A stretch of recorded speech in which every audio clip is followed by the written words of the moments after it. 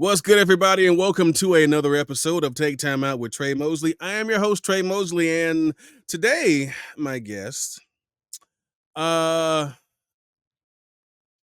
what do you say about a man who, you have to make sure you turn down all the speakers in your house because just him saying hello, you can get tinnitus in your ear.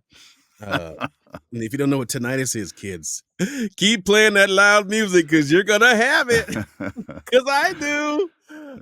But before we introduce him, let's take a look at some of the work he has done. Hit it.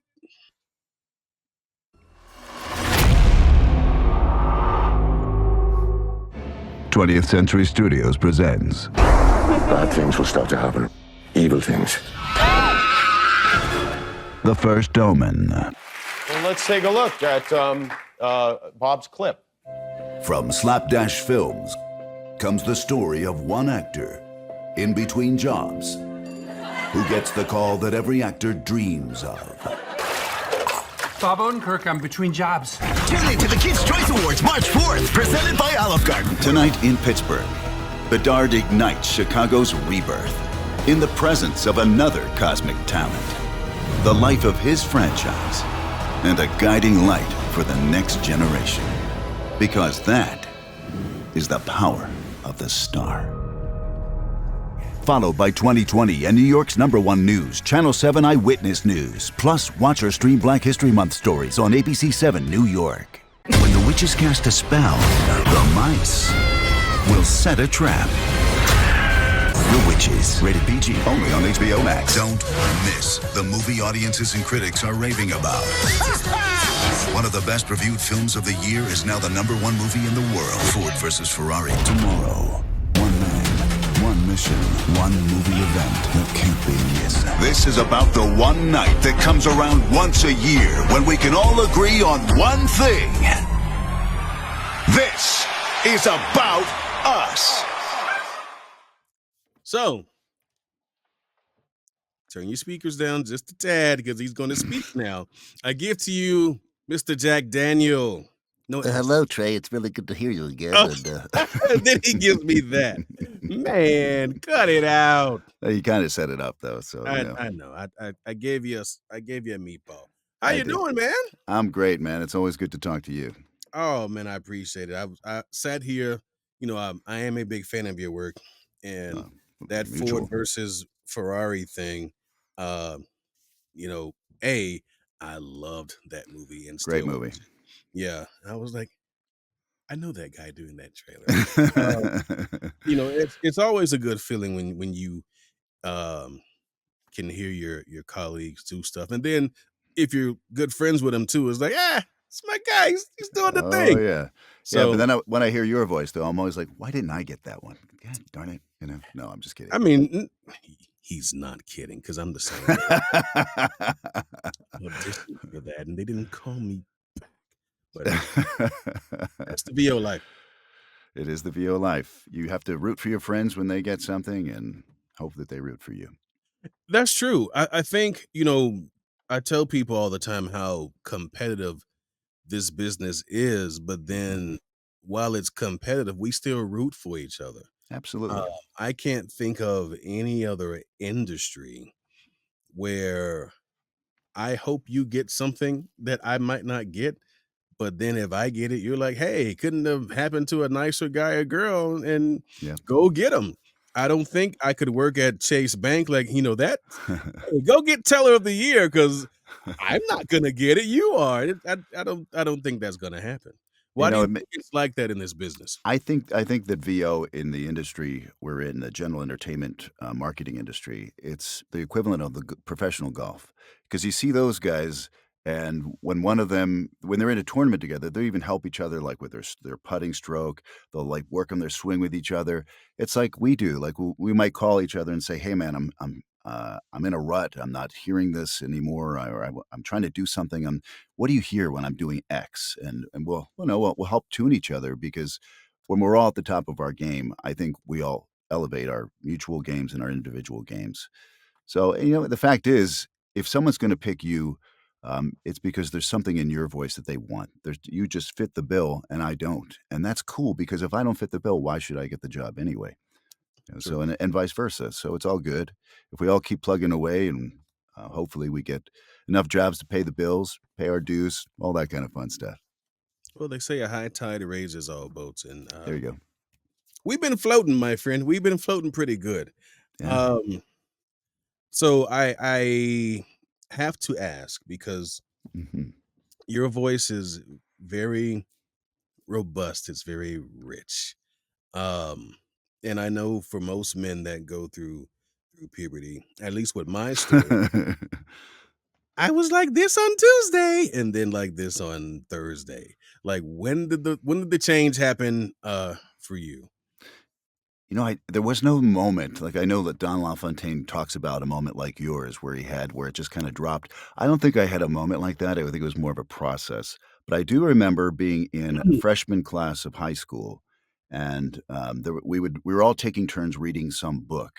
I think it was Lost Horizon or some book like that, and I remember when it came to my turn, the teacher would have me read for, like, triple or quadruple the amount of time, and at one point, I remember some girl who was a couple rows over says, "How come he gets to read all the time?" And the teacher just said, "I just like to hear him read." So then I started to think, maybe I should do something with this." There you go. So were you in the arts in school? Were you an actor, musician? I did, in, high school, I did some plays. Then I kinda gave that up because I thought sports was more important, as we often do, and then, Yes. girls get in the way, Do and they don't necessarily go for the guys in theater. But then later, in college, I did start doing a lot of acting, and I was doing a lot of stuff like sketch comedy. I was doing Shakespeare in Washington, D.C. I was doing lots of different acting jobs for a long time. So I do have a background in theater. Now, are you originally from DC? No, I'm from Philadelphia. I'm a Okay. Philly boy, and after school in Maryland, I was in Annapolis, Maryland. I Huh. moved to DC with a bunch of friends, and we started a theater company, and so we just did a bunch of different shows for the next 5 or 6 years in DC. That's crazy. Around what time was that? Because '90s. I So was in this was DC from around about like say that. '94 through 2000. Oh man, we Yeah. probably was on the green line with each other and didn't know. Yeah, probably did. Well, I bet you we sat across from each other.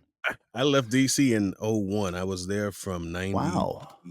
96, 97-ish We to definitely walked past each other at least. yeah, yeah. Yeah. I saw you at RFK before it became FedEx. I'm sure we saw. Um, that's cool, man. One thing I like about doing these podcasts, and I say it all the time, and it's true, is hearing the before. We showed you a clip. We know you're this badass dude with this powerful voice that can shake the heavens, and he has range because you heard the kid spot. That was him too. Um, was voiceover something you thought about even back then, or was it just, I love doing the theater? Like when did the two collide and you went, eh, voiceover, okay, we'll give it a shot. I've always been fascinated with voices, and probably like you and a lot of other people in our world, I used to play around with tape recorders all the time as a kid, and constantly making videos, and just stuff like that. But it was always the broadcast voices that drew me. So whether watching sports on TV or just newscasts, just listening to those voices and growing up with them, I thought that is interesting to me. I hope that someday I can be part of that world. In fact, at one point, I was in a sketch comedy group, and I lived in San Francisco, and after one of the shows, a guy came up to me and said, "Have you ever thought about doing VO?" And I said, "I've thought about it, but I don't know much about it." He had me come into the studio the next day and record some spot, and I was just awful because, as you know, it's not about your sound as much as it is about knowing the craft, knowing Abs- what's all the different aspects of VO that really matter. Yeah. And I was terrible, and I imagine he was actually quite disappointed because, he heard one thing, but then got another when I showed up and just, deer in headlights type of thing. But then, later on, I pursued it very vigorously, Probably around the same time. I think we came up very close in time, together, right? I think Yeah. that's why we became friends because we both started hitting at the same time. But what I did is I said, "Okay, I wanna learn this craft because I obviously don't know what I'm doing." And so I just went after what I found through podcasts like this one and other things. Who are the best in the world who teach voiceover? And I just went nuts. And even though I was in the corporate world at the time, I was spending a lot of time learning this. And it took a little while. Yeah. But that really helped me to up my game to a place where I could start booking. Yeah, our trajectories are definitely similar because I was in the corporate world, uh, just languishing away. Like, this cannot be my life for the next 30 years and get a gold watch and retire. Mm. And I recall the days of getting auditions while I'm at my desk, you know, trying to help someone refinance their mortgage or save their home from foreclosure. And I'm like, I guess I can go to lunch now. And I'm going to lunch early because I'm in my car in Florida in 90-degree weather with no AC on, holding a mic like this in the back, Yeah. recording. And here we are, fast forward 15 years later, and it paid off. Um, and When I I think think of some of the places I've recorded and some of the positions I've been in to do so, it's kinda hilarious. it really is. I mean, people don't realize, and even to this day, when we moved out here to Vegas, and I'm telling, my clients like, hey, give me a couple of days because we're driving cross country. Like, yeah, it's no problem. And then ping, hey, I know you're driving, but we Right. kind of need this today. So now I am pulling over to Love's or whatever, the Bucky's or whoever. And I'm like, all right, where's my mic? Okay. Tonight on WCNC. So and so and Right. so. I'm like, okay. So yeah, very uncompromising situations when it comes to doing this. When you first got into it, how long did it take for you, with the training and the coaching, that you felt like, all right, I think I can do this now? Well, not to be cute, but I really do think that all the time we're always getting so much better. I mean, from year to year, I see what I was doing last year, and I'm just like, wow, how was I getting away with that? So it's always a process, and that's beautiful about it. Like just like with anything in life, just keep him trying. If you concentrate and you're intentional, you can keep getting better at it. But to answer your question more directly, I'd say what I did is I was in San Francisco at the end of the year in 2016. I just quit my job, moved to LA on spec, having not even seen the Wow. condo I rented, except through video. I just rented a townhouse, sight unseen. We did that too, man. Did you really? So this house, and we get off the rails sometimes here, but we get I back on. know. So I real know. quick, we were out here for our anniversary, June of 21. My buddy who I do stuff for the Raiders for, he's a Mhm. producer there. His wife is a realtor. So we went house hunting during the day, and at night we, did anniversary stuff. We had a few houses that we were, in the running for, but at that time the market was crazy because now that the world was opening up, those people who couldn't move and sell houses in 20 were eating up houses in 21. Mm. Yeah. Long story short, we leave empty-handed. When we land, this here phone kept a buzzing, buzzing, buzzing, buzzing. I'm like, this can't be work because it was a weekend. So it's the agent. She's like, I got a house for you. Call me. I got something. I got something. I'm like, well, we just landed back in Florida, so I guess that dream is dead. She's like, no, the homeowners have agreed to do a virtual walkthrough. So she FaceTimed and walked through this entire house, every room, kitchen, you name it. And I was like, you're missing something. She's like, nope, save that for last. She pulls the blinds open in the kitchen, and I see this big blue lagoon of a pool. I'm like, Ah. sold. And yeah, she had an inspector, her own inspector, come look at it. Then we got another guy to come out and look at it. And he's like, yeah, this house is pretty sound, man. there's some things that are getting old in it, but because it's an older house anyway, but is the guy who lived here was a civil engineer, so he Oh, kept it wow. structurally sound. Yeah. And I'm like, we should pull the trigger on this. And we did. So here we are, 3 years later, boom. So that's crazy that I mean, it was sight unseen because we were Yeah. not here tangibly to touch it, I but we know. just was like, we gotta hop on this because we may not get this opportunity. So wow, our careers really are like We in really are parallels, aren't we? corporate folks that got Yeah. tired of the Mhm. BS and got the hell on and Yeah. moving to places we haven't seen. So that's crazy. Now we come back. So you buy this place, you haven't seen it, you get here, and then So then I immediately did Joe Cipriano's Promo Masters workshop, of which I was the least masterful of all the people there. A lot of good friends I met there, people like Dan Nachtraub and Anthony Mendez and some other really good friends.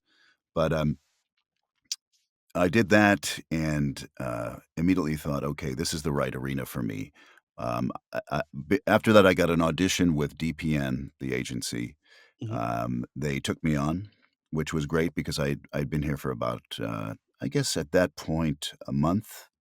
So I was really excited to pick up representation. And then I actually booked pretty quickly. So that was also exciting.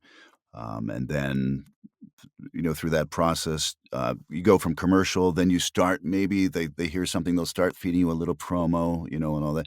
And then suddenly I booked a trailer, which I didn't think would happen for much longer time. I had been scratching for Brett Wynn over at the Refinery, one of the big trailer houses here in LA area, and managed to book that campaign. And I was like, wow, this is exciting. So then all of a sudden I picked up a manager in Jason Helsner, and so that world opened up and started doing movie trailers. And then that opened up network promo, and just over time, it's come to where it is these days. and the dominoes kept And the falling. dominoes kept falling. I like that. That's cool. And for some people, I know for me, when I first got with my agency, um, it took me a minute. And I'm like, okay, these folks have taken a shot with me, and I'm not really booking anything. You, within a month, start booking. Uh, it's not unheard of, but it's a rarity. Um, Talk about the process or what was going through your mind. Like, okay, I'm here a month, nothing's popping. Maybe this was a big mistake. Then all of a sudden, DP Mhm. is like, hey, before you leave, Yeah. we may have something for you. And then it's like, oh, okay. I think I might like it here. Yeah. So you bag your first job.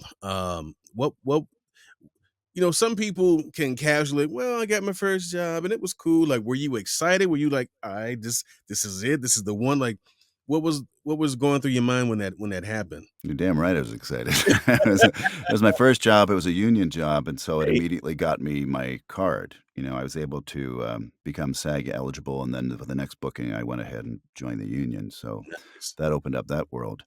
Because I was like, "I wonder how long it's gonna take to do that," and fortunately, yeah, that fell into place. But even though it seems like a lot of people say, "Oh, you got, things happened quickly for you," and I'm like, they did, and I'm not saying they didn't, but this is after, a half of a lifetime of performance, of, doing sketch comedy, doing all that theater, all that stuff was there on, Mhm. inside, and a lot of different stuff I had been working on. So it didn't come out of nowhere. And, also a lot of singing, being in bands and stuff. There's a lot of performance I had been doing. It's just that I was now able to channel it into it is its own arena. But Of course. I did have some chops that I could bring to the table. So I don't think like it's not because I'm so immensely talented. It's just, I actually did have a running start in so many ways. Did you say singing? Singing, you Ha! know, Yeah. you know the process? Yes. I know the process. Melodies and harmonies create sound that Oh, you're is getting all technical on me now, Trey.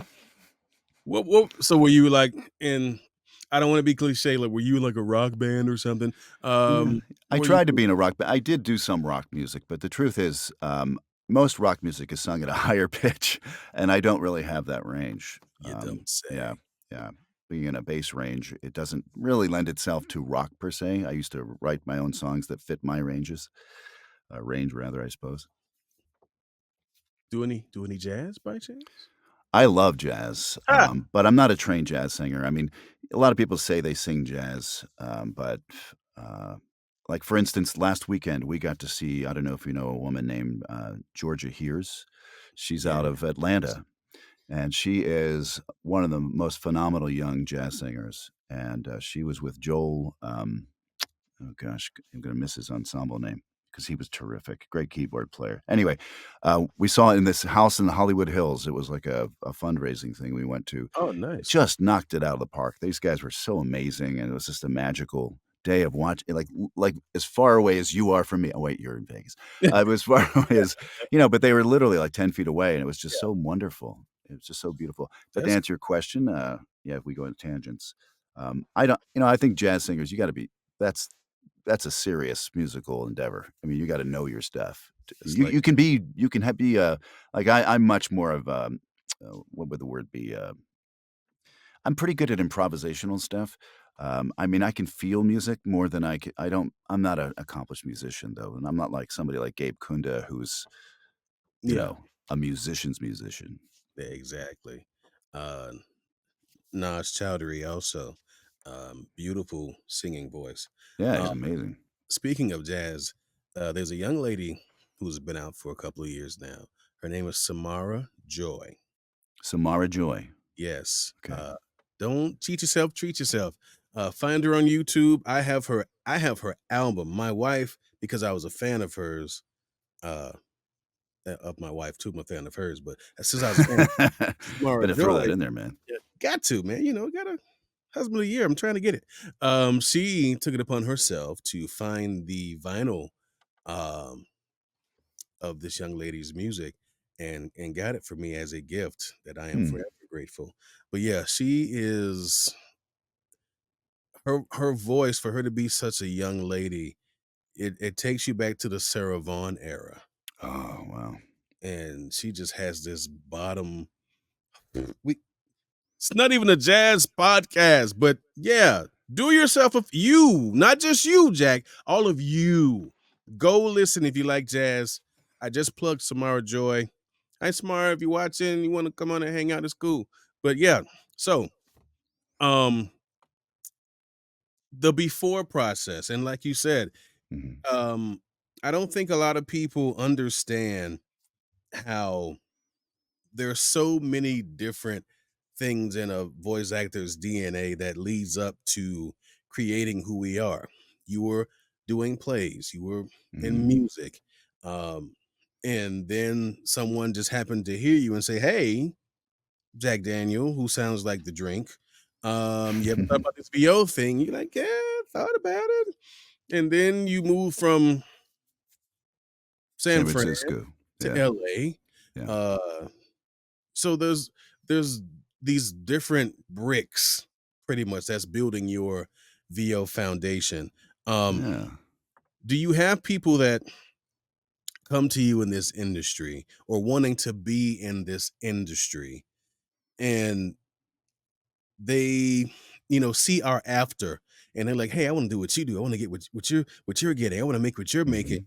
and you try to explain to them, listen, you can attain and Yeah. achieve all this, but you have to have a starting block. And they're like, no, no, no, I don't want to start, I just want to do it. Like, you have to. What do you say to those people who are trying to fast track their way into something that we have literally uh you know put seeds in the ground to grow?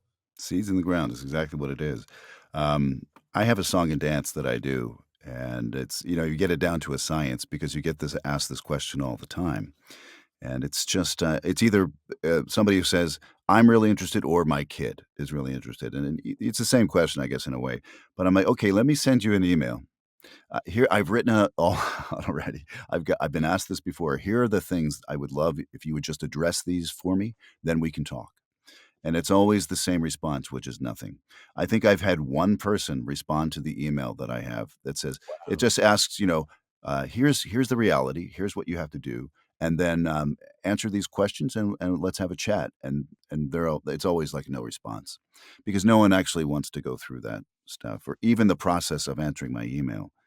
Um, it's crazy. Or and I've had phone conversations too, if it's a friend of a friend or something, and it's always like, well, what can I do? But can you just introduce me to some of your the people who hire you? I'm like, Oh, no, I yeah. can't. That's not how it works. It's I mean, it's just you just can't. You need to do this, this, this, this, and they're like, oh, well, never mind. Yeah. Okay. So, that sounds about right.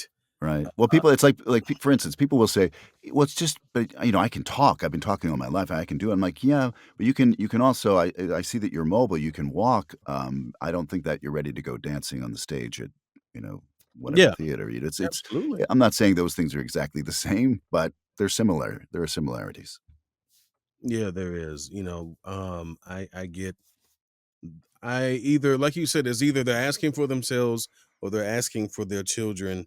And I'll go a step further. I will get people that have been referred from other people Mm. to come to me. And it's like, hey, so I was talking to your mom and she said that you're a voice actor, and I've been thinking about doing it. Like, okay. Um, n- Mental note, call my mom and ask, why would you do such What are you um thinking?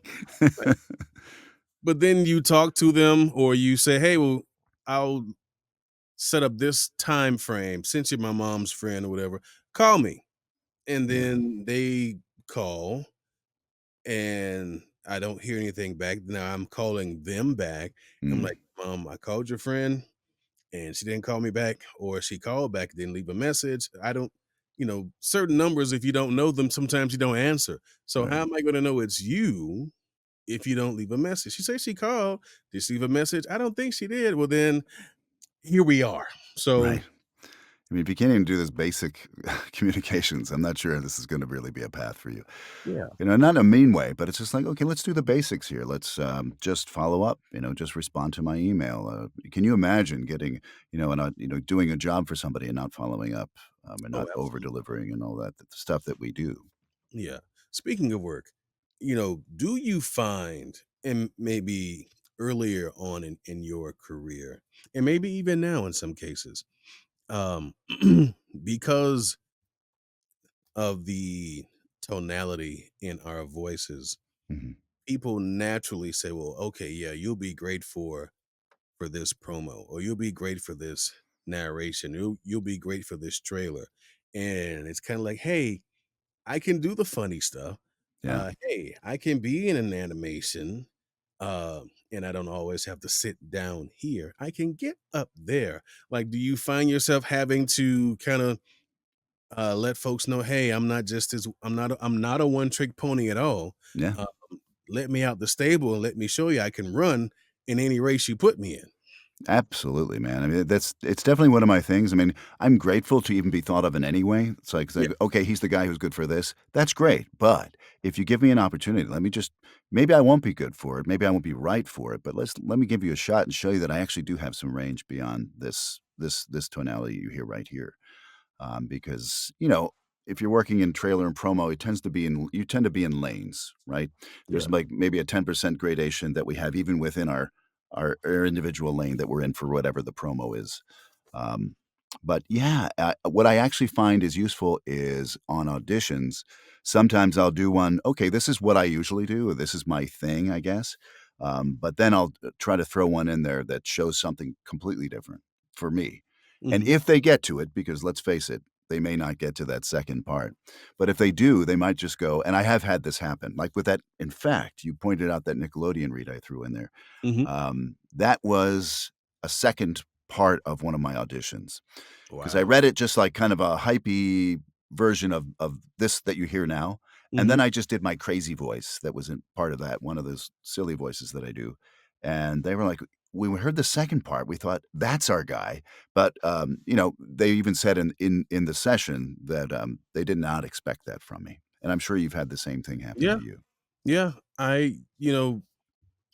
And I've I've done auditions where I'm not even speaking the way I'm speaking now, and especially if they ask for a slate, I'll Mhm. slate in a totally different voice and then do the read in that voice. And then when they get to like the second or even the third read, it's like, wait, so how'd you do that? I'm like, that's the magic, folks. That's the magic. And Yeah. you get the gig. Um, Now I saw somewhere where um you are and correct me if I'm wrong, but you're like a volunteer fireman or something? Close. I do search and rescue. Search and rescue. Okay. Yeah. S- How'd you get into that? Um, well, it was either that or prison. No, actually, it was. I was.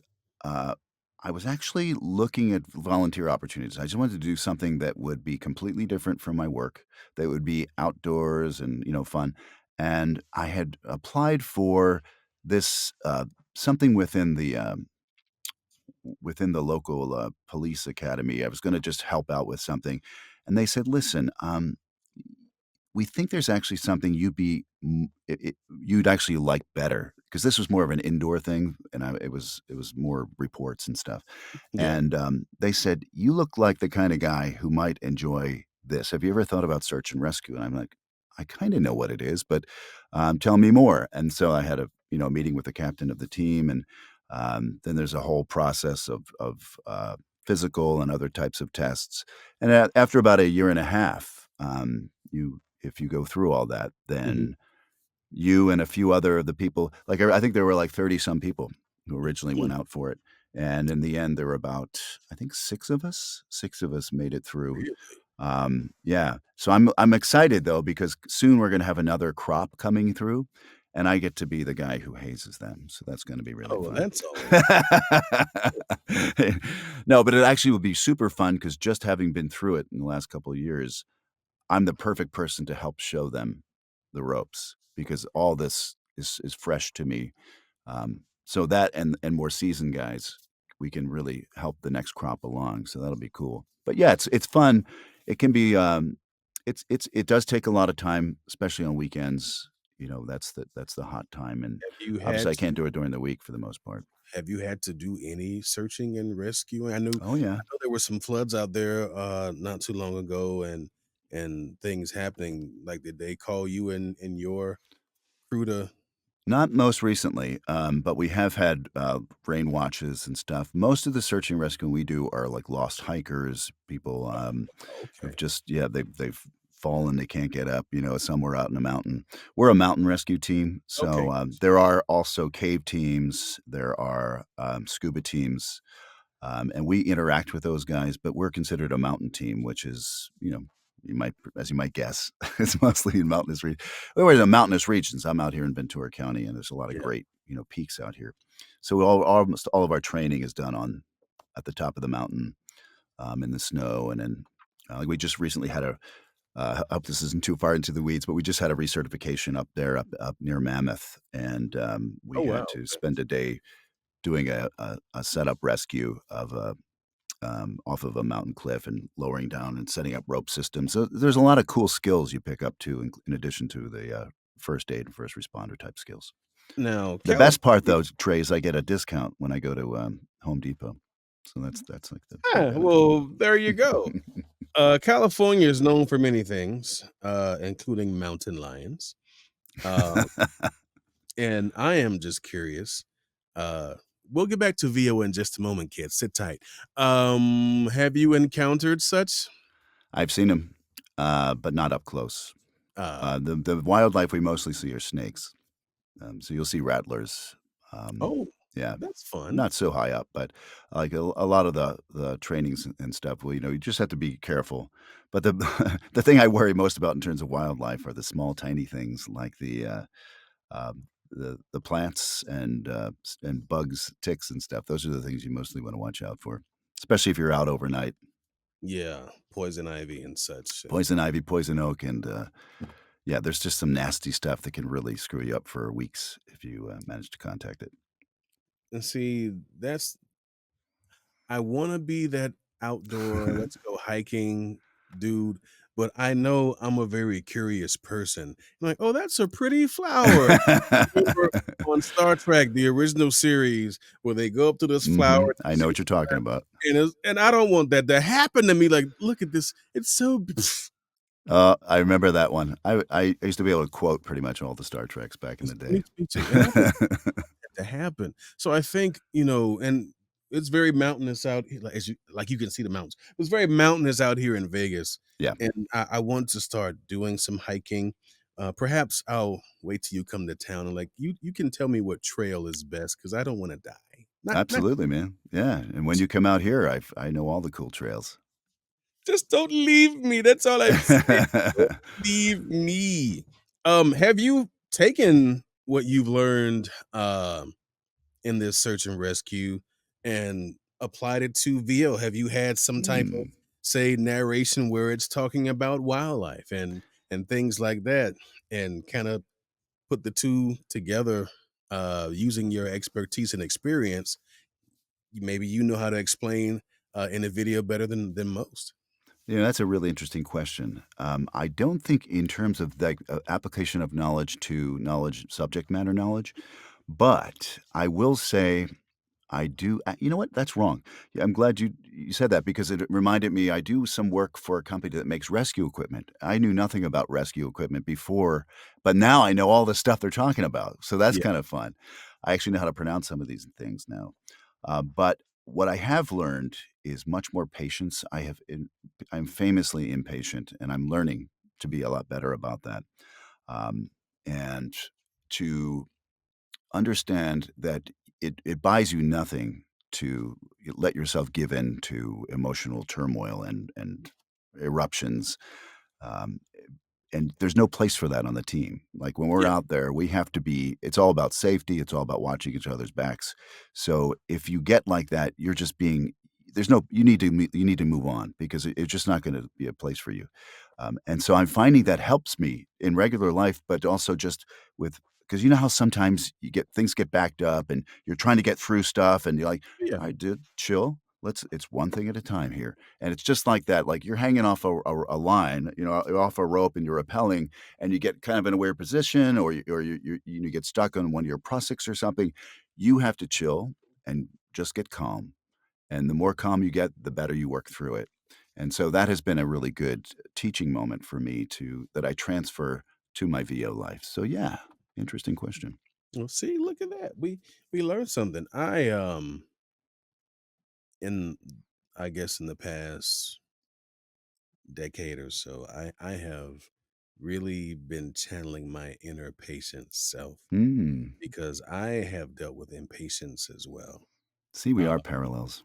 I know it's crazy because um it reminds me of those commercials where they're like, "Hey, I want it and I want it now," and Yeah. I totally get that, but then especially in this business, there is no such thing as getting what you want right then and now. Ask Mm-mm. anyone who's had to audition for something and you know you want that part, and a day goes by, 2 days goes by. I remember auditioning for a video game and I didn't hear anything for 5 months, and then they said, "Hey, you booked it." "Booked what?" "The video game." Yeah. "Which video game?" It Right. I mean, I've done a lot of auditions since then. but, you just have to it's they say hurry up and wait. It's a real thing, especially in this business.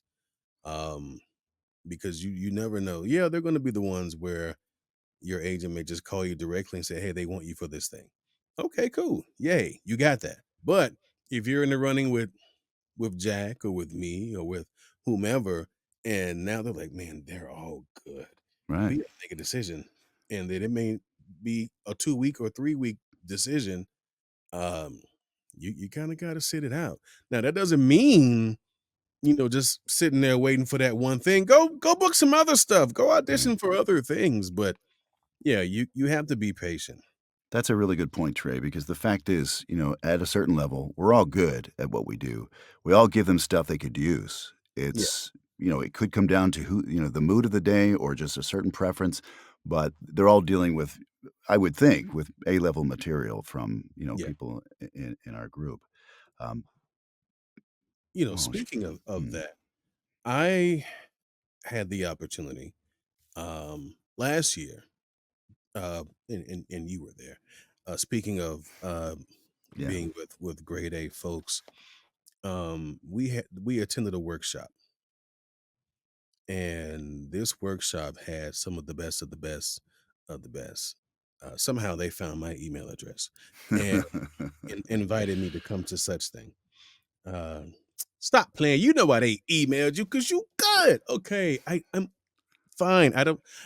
So I think where I've learned to be patient now, my new thing is I have to start learning to give myself credit Mm, or attaboys or pats on the back because I don't like to do it. I don't know. I mean, people will say, "Hey, you were great in this. Hey, you sounded great on that. I heard this." And even with the podcast, "Hey, man, you're doing such a great job with the podcast." And I don't want to be self-deprecating, like, well, it's cool, but yeah. I have to work on that. The reason being, the one time I actually stuck my chest out and had my hands on my hips like a superhero, I got humiliated. Wow. There was a national campaign for Axe body spray. Mhm. Um, I auditioned for it. I thought I had it. It was like for 45 grand. Mm, I'm like, yeah. And then I got another audition for a campaign which was going to run during the Super Bowl. And they recast like hours before it. So I'm on the phone with my friends and texting like, yeah, y'all make sure you see your boy, hear me on Super Bowl because I'm doing it. I'm out here doing big things. And then I knew exactly when the spot was going to run. So it's yeah. halftime. The performer has performed, and I'm like, all right, here we go. And he don't sound like you. Why do I sound different? Yeah. Maybe maybe it's some processing. Sometimes they change the voice, but like, nah, it's not me. So now I'm sitting there like, wow. And it's been hard to shake. And that was like 2000 10, 11-ish. But still in my head, I'm like, from now on, I just have to be Mm, while I appreciate the accolades, I appreciate the applause, and hey, you did great. But to not set myself up for that again, yeah. I tend to pull back. But in this setting that we were in, there were no egos. Um, Everyone had an opportunity to say, "Oh, that's why that person is Mhm. good at what they do." Man, now to see it and hear it in person, I get it now. Or, Yeah. it was really, um, I mean, it was powerful. It was powerful. There were tears shed, and I'm like, "We just supposed to be here having fun and reading stuff," but you really got a chance to, and I liken it to, um, like a training camp of sorts, Yeah. because athletes put their all, and there gonna be times where they will get emotional because they want it so bad, and they wanna be Mhm. good so bad, and then to be amongst the best athletes in the world, Mhm. take someone who is an Olympic hopeful, and he's like, "We got one spot left for the Olympics, and if that kid doesn't make it, he is destroyed." Yeah. Or he makes it, and instead of the tears being sorrow, he's elated.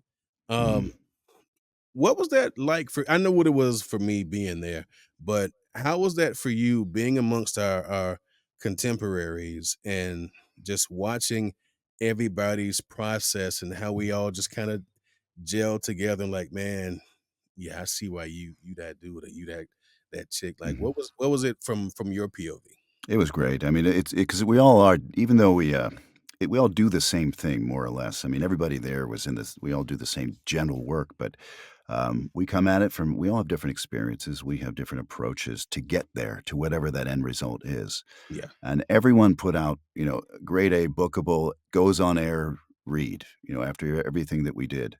But it was beautiful to see the different approaches, the different emotional journeys. People think, but you're just reading a line that says, tomorrow. It's like, yeah, but if you just, we don't want to throw that away. We want it to mean something because God knows that the people who've been working on this spot or whatever it is, they put a lot of their heart and soul into it. Better believe. And even if they haven't, there's a lot riding on it from for the dollars and cents perspective. Yeah. So the least we can do is the work, the pre-work that we do inside our heads, in our hearts, that we bring. Doesn't even have to be in that moment, but overall, the constant work, going to training camps like this to get better and to see how other people approach it, all helps our processes. And just to quickly touch back on what you were saying before about that job that you thought you had, believe me, it's happened to me before. I think I've booked X. I'm told I've booked X. I've even gotten paid for the X, but then it goes to air and it's like, that's not me. What happened? Yeah. It's part of it. And if that's not happening to you, then you're not at the top of the game because that's part of the game. So it's okay. We're going to win those, and we're going to lose those. We're going to be the guy brought in. We're going to be the girl thrown out. I probably should reverse that for sexual politics. But anyway, you know what I'm saying. I got you. Yeah. And every time we do something in these jobs that we don't get, we are in a sense auditioning to the people we're getting rejected by. Because if you get in the final 2 or 3 people for, say, a big Class A commercial spot like you were talking about, or a big trailer campaign, if you're one of those people at the very end, that means that they're listening to you, and that they're listening to you means it might be a year or 2 years from now, they're gonna be like, that guy, that woman we had on this spot that we didn't use, I want her. I want him on this again. And it's all part of that ongoing process. So it's not just an audition for Spot X, it's an audition for our lives and our careers as VOs. So it's all cool, I think. At least that's my takeaway, and that's what I'm going with. No, it's cool. I always say that being in voiceover is like being in like speed dating. It's being in a relationship because you have so much time to get my attention Yeah. or get the agent that you want to rep you, get their attention, or that client that wants to hire you to be the voice of, you know, puppy chow food or Mhm. whatever. You got like, and go impress me. Hey, and then you read the spot, and now they either gonna go, I think I like you, or it's like, hey, thanks for coming, shake Right. your hand and you leave. Right. So you have to be ready for rejection because it happens quite often in Yeah. our business. Um, Most of the time. oh yeah, Yeah. most of the time. Yeah. I would say for every 5 things you book, there's probably 30 that I'd say it's even higher, but yeah. didn't even get a call back for. It's like, yeah, they went with Yeah. somebody else. But that's the nature of the beast. But I think it also drives you to get better, to want to get better, Yeah. because you want to get to a point to where your auditions and your bookings, you look like, okay, I've auditioned a lot of stuff, but maybe I'm not booking a lot of stuff. But then if you get to a point in your career where you may not audition for a lot of things because now you have folks that know your voice, like, hey, see if Jack's available. Mhm. And that's always a good thing, to be recognized Yeah. for your work, to the point to where, and don't get it twisted, we still audition for things. Oh gosh, I yeah. got emails waiting on me now after this episode I am going to address. But Yeah. it does feel pretty good when they just go, yeah, Yeah. Or Tracy. they ask for you, Yeah, if you see the email and they're like, "Yeah, send, 3 people, make sure one of them is Trey." That's always heartening. yeah, Not for me. If I see that, then I'm like, "Why Trey?" No, but you know what I'm saying. If it says, make sure Jack Daniels included, I'm like, "Okay, cool." So, they've heard something that I've done either recently or a long time ago, maybe for them, and they're remembering you. it's true. And I think um, also in this business, we don't do it alone. Um, having a good having good representation Mhm. helps. I Having think we have having the same representation, don't we, in terms of, agencies? I that may be possible, perhaps. I'm pretty sure we do. And also just having people that pour into you and support um, what you're doing is helpful. I speak about this a lot because doing what we do, as you can see, he is in a tiny room by himself. I am in a tiny room. Well, not too tiny. It's pretty nice. But my point is, we're alone most of the time. So, in those moments when we're not by ourselves and you know, I think for as long as you and I have been in the business, we've had more successes than failures. But still, some of those failures really hurt. Of course And they do. they Yeah. hit us right here. And in some auditions, you may, it's hit or miss.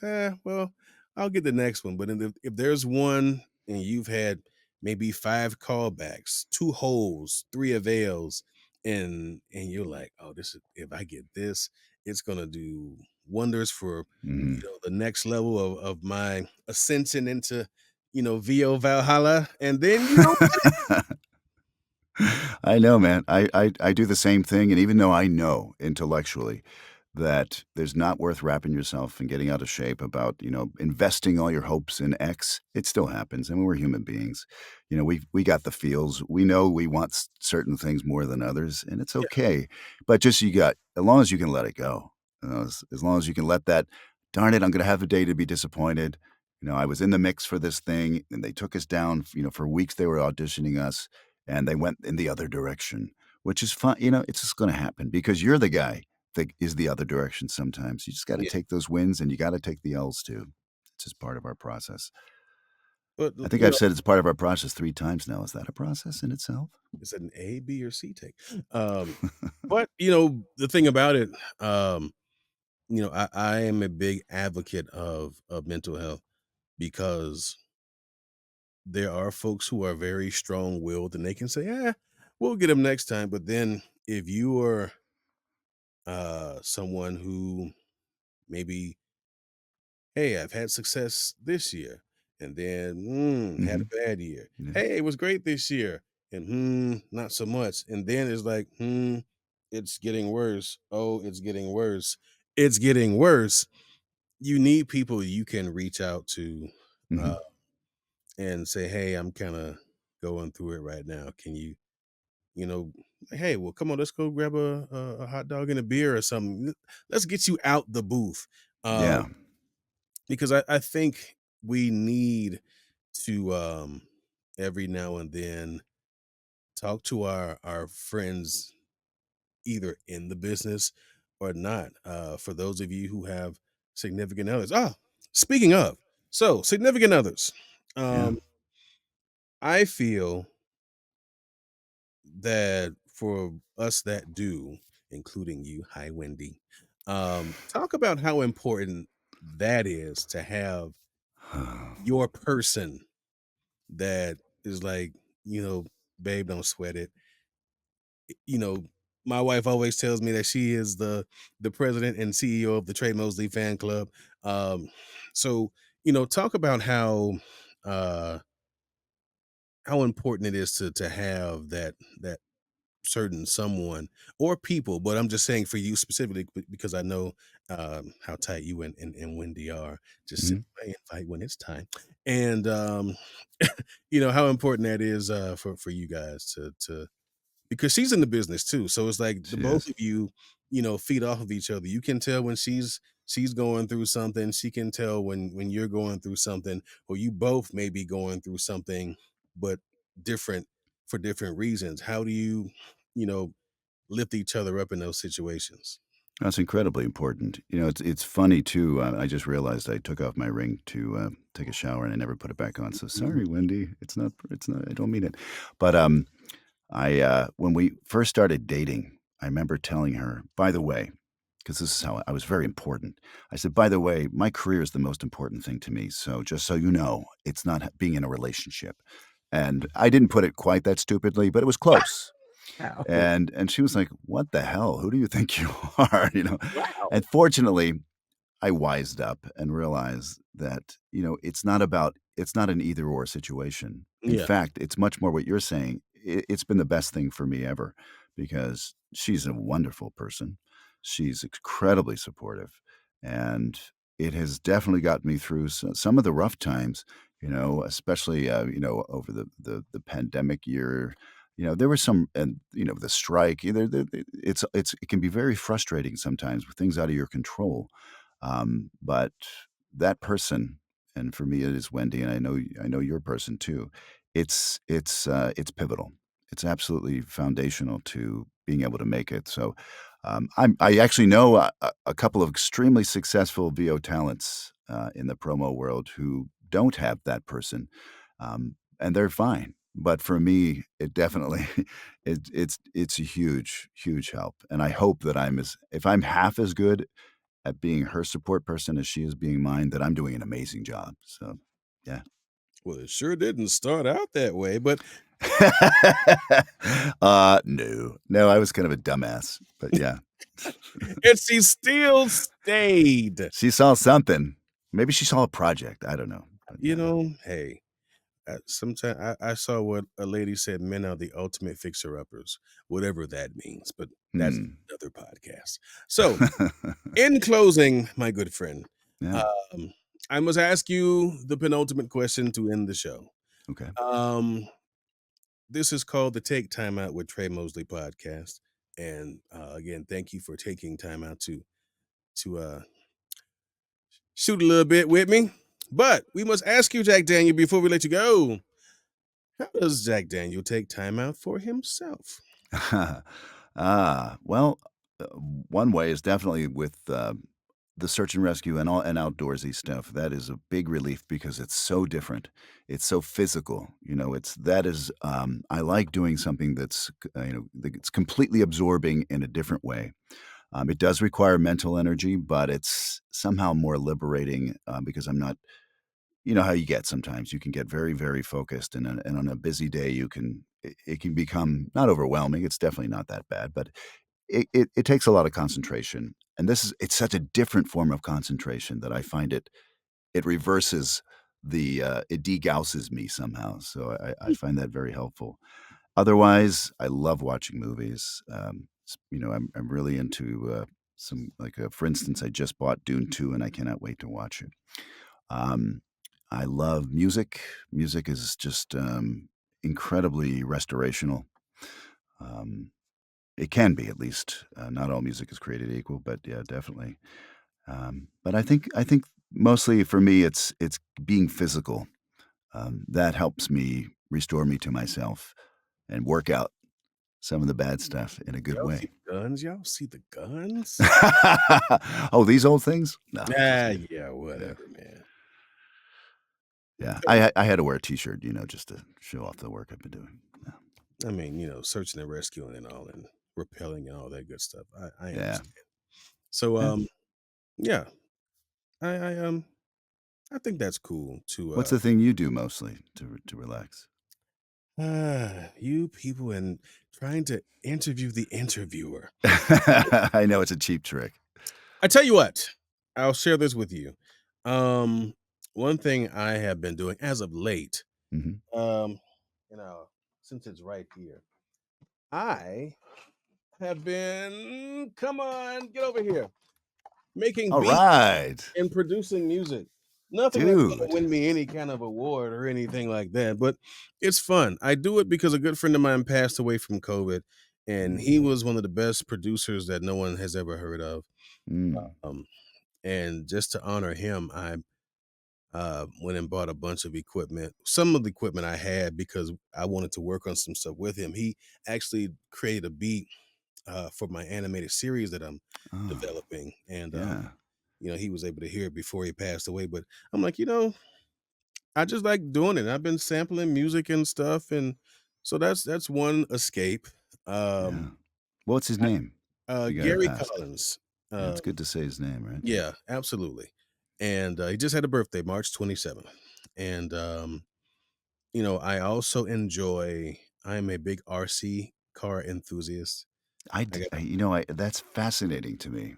I know somebody out here too who's really into the RC world. So Yeah, I got about 15 cars, and no kidding. Holy cow, man. That's a lot. I've been really good though. I have not bought anything in the past year and a 10 half. days? But, Okay. man, and Wow. I love drones too. Do you do any aircraft? I'm afraid because I'm kind of reckless with my cars. I like to bash and run into shit, and I don't wanna buy Yeah. a $800 plane just for it to be like, "Hey, like, Dude. yeah, we're doing it." I'm Maverick, and then all of a sudden I'm Goose, and I don't want that to happen.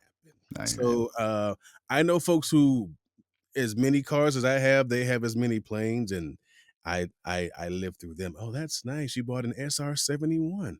That's pretty cool. Oh, you have a Blackbird. C-130 trans" "That is correct, sir." Yeah. So I watch them like, "Hey, you wanna give it a go?" "Nope, because if I crash your stuff and I don't wanna pay you $2,000 for it. So, I will crash my own things, thank you, and I'm good there." And, of course, I like to barbecue, Yeah. uh, and spending time with the missus. Yeah. We do a thing every Thursday, where we will have dinner, watch a totally just mindless Yeah. movie, and just enjoy ourselves. Strangely enough, even though we Mm. live out here in Vegas, we don't do the Strip that much. Nah, I'm not a and if one thing about Vegas, I actually like the old strip, better in some ways, it's just because of, like, what's that big restaurant with the circle thing where they have the, celebrity imposters and all? It's Oh, just yeah, a yeah. what I'm talking about. But, yeah, I'm not a strip guy. I do love, there's a lot of cool stuff, though, and first of all, desert areas are just fun, it's just really interesting to me. But, yeah, I'm not like a n nightlife I used to be, believe me, at one point in my life, I Oh, was we all were. we all went through that, Once we but, get now past I'm, like, in bed by 9:30 and up at 5 to do I'm my still a night owl. East Coast stuff. I am still a night owl.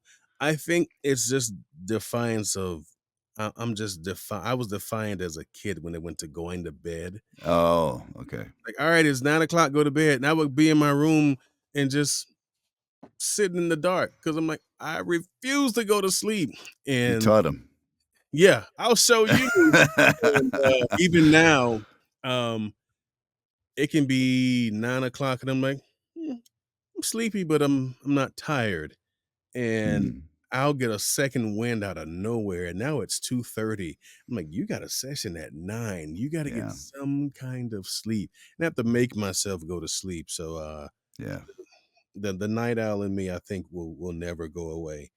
Um, but yeah, that's we haven't really done much traveling. It's hard to when you have a job like this. yeah, I mean, if you prepare for it weeks or months in advance and you talk to all your folks and you can record from the hotel. But I want to get to the point to where I can travel somewhere and not take any of this. Like, hey, no, leave me alone for a week. Just let me be. Not yeah, there yet, but we're working on it. So yeah, we yeah. we have some things. We especially now it's starting to warm up. Um, I have these big karaoke speakers and I'll take them and put them outside while we're in the pool and play 80s and 90s R&B or 80s and 90s hip hop or whatever. Mm, And it's just the two of us. They're like, "Man, where's the party?" No, it's just us.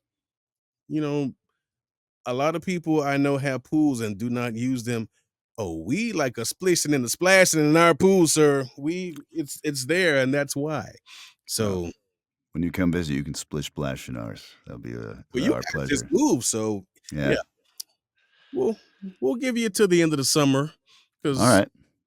and we'll definitely You'll be ready to get out of Vegas for a week or a couple days or something.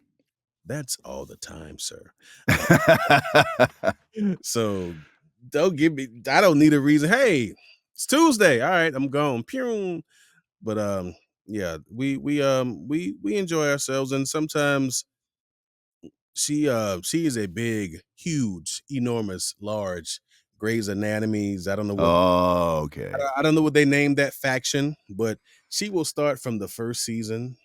Dude, isn't that show, like, 21 years now in counting or something like that? That is It's correct. incredible. It's unthinkable almost. I remember MASH was supposed to be Unbreakable, right? And Hmm. that was like 10 years, wasn't it? Yeah, and it's Jeez. still running.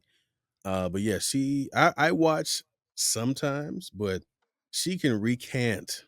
Even if we're having a discussion or an argument, well, no, we don't argue, but if we're having a discussion about something and maybe I did something that pissed her off, she's like, I remember in Grey's Anatomy, there was an episode and this exact thing happened. I'm like, how did we get here?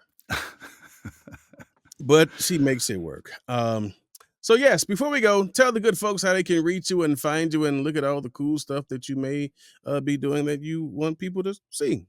Oh, well, on my website, jackdanielvo.com. That's probably the easiest way.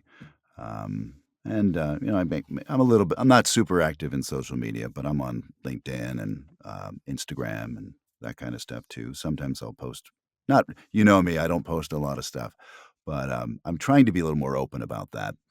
Trying to be less of I don't know what it was. I actually had some talks with some of my representatives, and they're like, it's probably best that you don't put all that out there and let them find it on their own. But now I'm just like, you know what? I don't know. It's my life. I'll figure it out on my own. I'll post some things from here and there. There you So go. yeah, but I'd say my website's the easiest way. And otherwise, it would be on a mountaintop somewhere, just driving past me. That sounds about right. I am Tre Mosley, and this has been Mr. Jack Daniel. And Thanks for having me, Trey. thanks for being here, sir. And we will catch you all next time. And hey, go take some time out for yourself. See you next time. Thanks for listening to the Take Time Out with Tre Mosley podcast, part of the Titan Media Network. You can find us on Spotify, Apple, iHeart, or wherever you get your podcasts. To see the video version of this, you can find us on YouTube on the Take Time Out with Tre Mosley YouTube page. Thanks for listening, or thanks for watching. Either way, we'll see you next time.